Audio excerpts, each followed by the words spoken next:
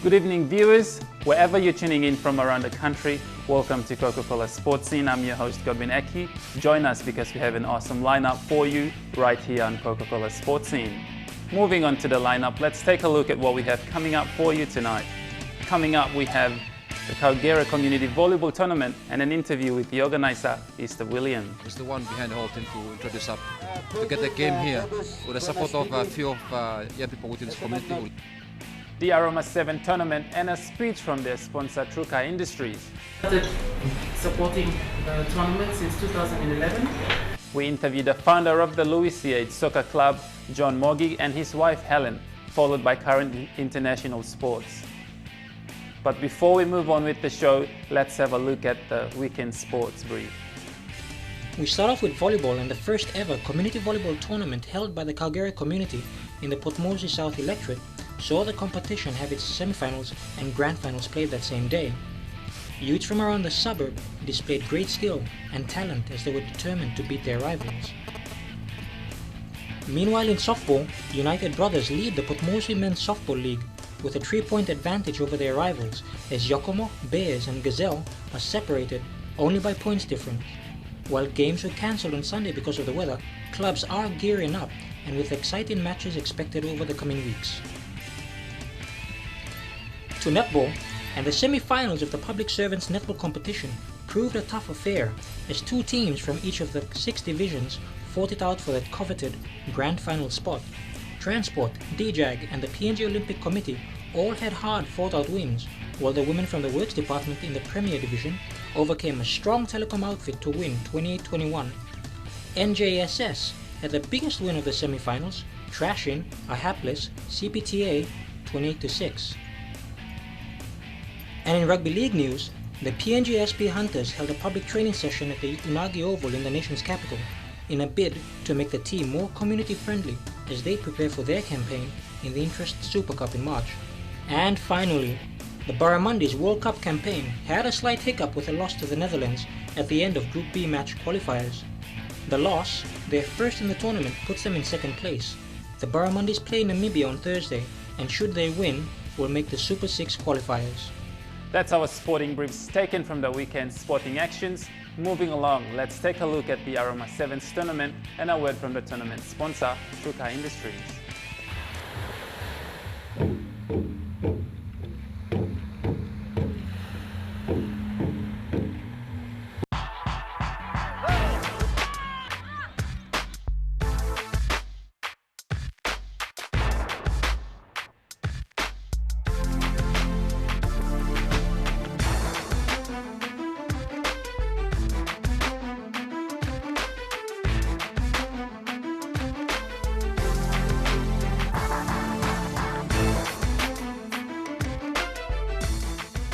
Truka is proud and to be one of the sponsors of actually started supporting the tournament since 2011. Basically in kind of donating rights, especially to the teams there. We have with us Billy Rodila, who is one of the organizers of the tournament, the event.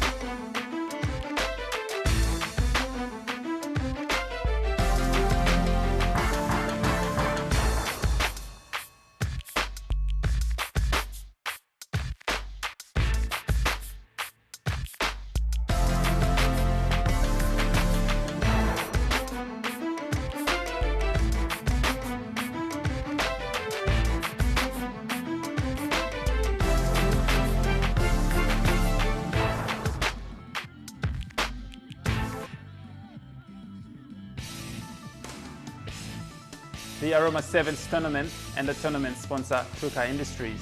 We'll go for a quick break. Coming up on the other side, we have the Kagera Community Volleyball Tournament.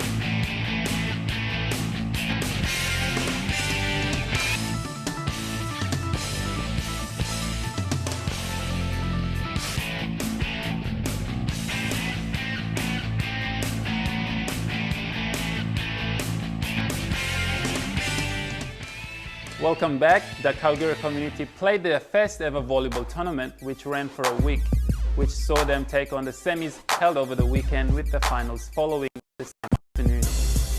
Let's take a look.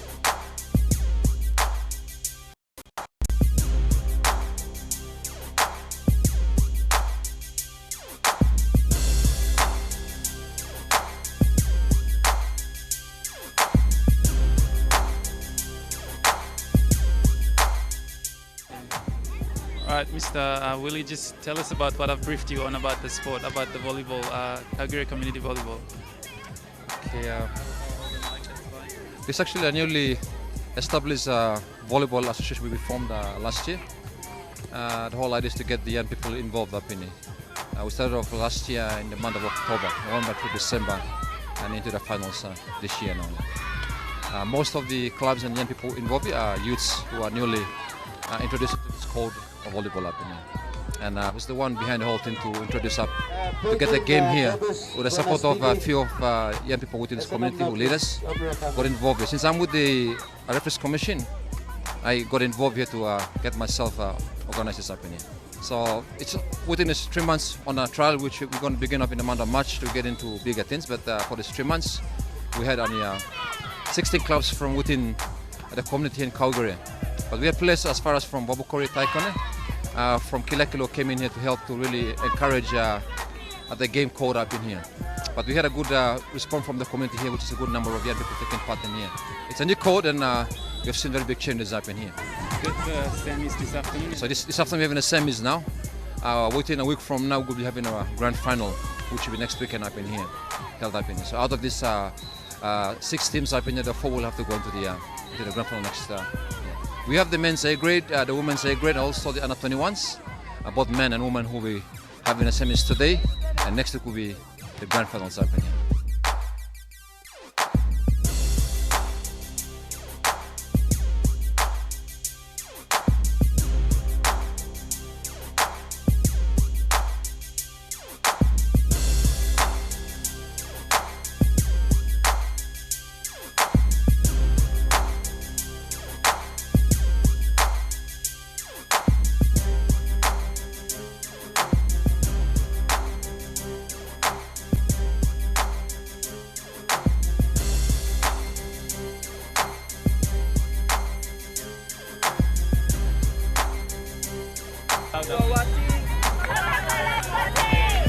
Calgary Community Volleyball Tournament and organizer is the William there.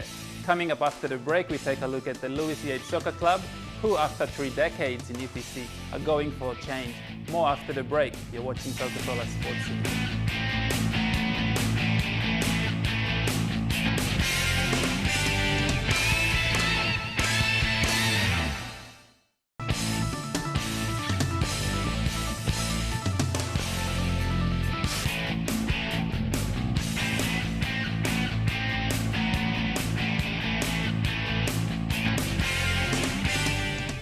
Lewis Yates Soccer Club decides on a new identity after 33 years in the limelight.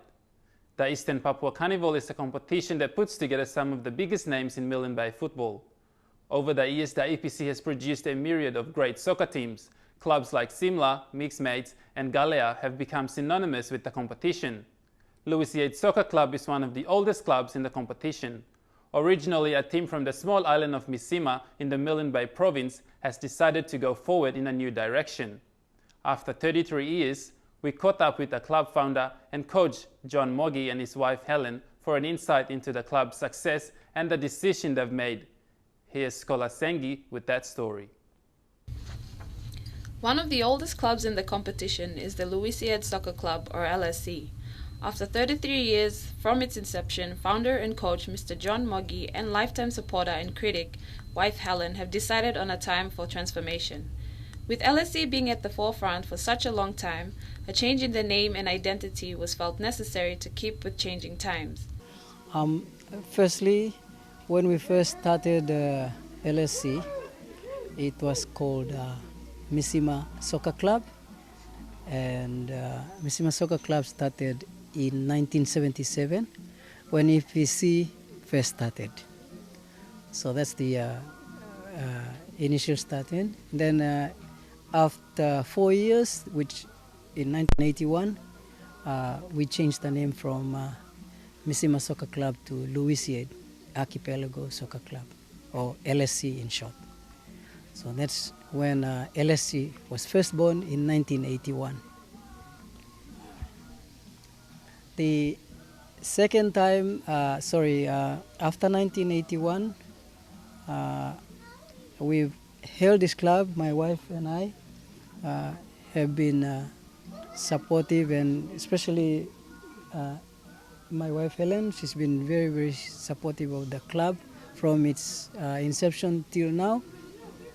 And so, it's been 32 years in the making of this club. We finally had to call it a quit simply because it's been a very, very long time for us. Again, why the change of the name of the club?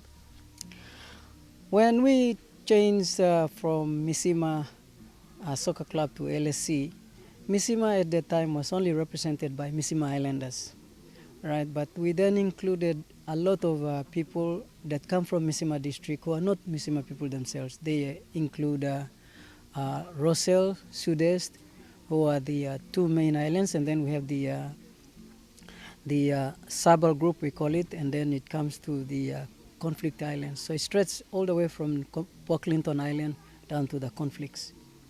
And Misima Louisiade Soccer Club is made up of those group of people that come from there. And that's why we had to change it from Misima to Louisiade Soccer Club. My third question would be, what are your future plans for the club?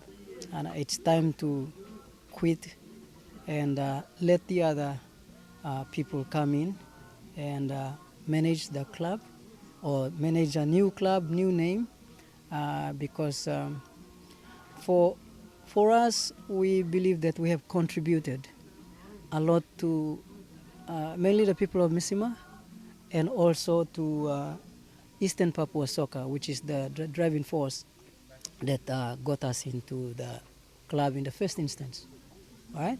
And so it is time now that we have to call it a quit, because it has, perhaps I would call it, it has taken its toll on us. So it's been, remember, it's 32 years. We are the only club in Eastern Papua Soccer that have existed that long. The only club in Eastern Papua, and I'm proud to say that. Okay, through your 32 years, how many grand finals have you won in the different competitions? Okay, our first, when we first started in 1981, 2 years later in 1983, we had two teams, two men's team, and the first team didn't get through. The second team broke through in 1983 in the men's quarterfinals, and we got knocked out in the men's quarterfinals. That was 1983. In 1984, we went on to win the EPC Cup, and we beat the team called Kivanavao. That's a Trobriand Island team. And the following year, the first one we played at Bisini Soccer Ground, and that's when we beat the team Kivanavao. It was one of the best renowned teams, and then we beat them. The second time we won it back-to-back at Administrative College, which is now called IPA, and we beat a club called Kirwina. All right, so that was in 1985. In 1986, we went into finals also, but in the semifinals, we lost to Kula Soccer Club. Kula was one of the renowned clubs then. In 1987, I was away then, but my club, LSC, went ahead and went into grand final again against Kuboma and lost 1-0. And that was probably the last spell of our success. Rivalry has been the factor for most clubs to be stronger and successful. Apart from LSE men's success, it has been the women that have made the club a force to be reckoned with. Perhaps their greatest rivals have been Gabutu FC. Both of the women's teams have played a number of grand finals together over the last 5 years. We have lost count of all the number of grand finals the girls have been in. But since 2009, they have never ever missed out in the grand final up until 2013. And our especially of the late, from 2009 to 2013, we have girls as young as 11, 12, 13, 14, 15, where the average age, 16 mostly, the average age that had got this club into grand final almost that last number of years. From what I hear, it's a family-orientated sport. So I will ask Mrs. Moggy if she could give her sort of the story of the club from the sidelines and supporting you throughout the years. What has the club been like for you? Yes, it's been a family club, I would say. My children actually were born into the club. Even the grandchildren are in the junior LSC. They played last year in the junior LSC. So it's something that I feel proud that the family has been in there. But at the same time, it's the young ones that come into the club, especially our girls. Almost every season when the girls go into the grand final, many of them are actually the first timers. Some, it's their first season in soccer. And to play in a grand final, we don't really look at winning, but we look at trying to develop these players, mold them into players, and then they get out there, and then, it's through their own determination that they get into the finals. And for me, it's a really proud moment to see young kids or young girls from nothing into something.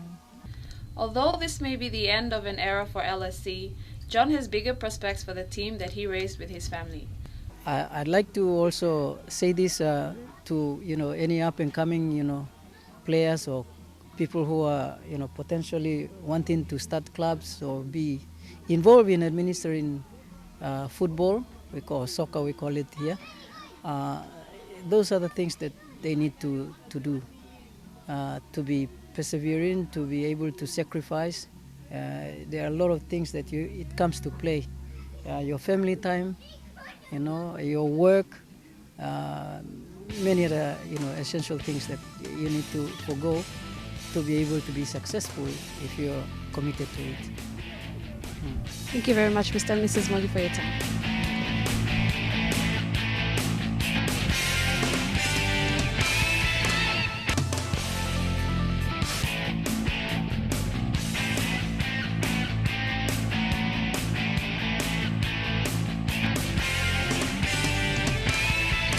Welcome back. Well, viewers, it's that time in the show where I have to leave you. Unfortunately, we have to go, but before we do, let's take a look at some of the highlights on the international sporting scene. Michael Schumacher is still in a medically induced coma after his skiing accident in France, with speculation he may not ever fully recover. The 7-time world champion has been described as a true fighter, and there is hope he will pull through. Australia, meanwhile, is on course for another series whitewash after day 4, already securing the one-day series 3-0. With a 7-wicket win on Sunday against the English, the Australians continue their dominance over the visitors after the 5-0 Ashes whitewash. And the biggest news in world football? Cristiano Ronaldo wins the Ballon d'Or after Messi's dominance over the past 4 years. Ronaldo won with almost 28% of the votes ahead of Lionel Messi, while Franck Ribéry was third. The tearful 28-year-old Real Madrid and Portugal star had been the overwhelming favourite to pip Barcelona and Argentina wonder Messi. Winner the previous 4 years, and France's Franck Ribéry, who claimed the treble with Bayern Munich in 2013. However, with 66 goals in his 56 matches this year, more than Messi and Ribéry's combined 65, no one could deny Ronaldo was a worthy winner. It is the second time he has picked up the award and comes in a season in which he has won nothing with either club or country. An unusual situation for a Ballon d'Or winner. There you have it, viewers. Hope you enjoyed the show. That's all for Sports Scene this evening. Share the pure refreshment and grab yourself a Coca-Cola, because with Coca-Cola, continuous quality is quality you trust. Check us out on Facebook, like our page, and tune into Hotspot for more of the latest sporting actions. See you all next week right here on Coca-Cola Sports Scene on your #1 station, MTV. I'm Godwin Eki. It's bye for now.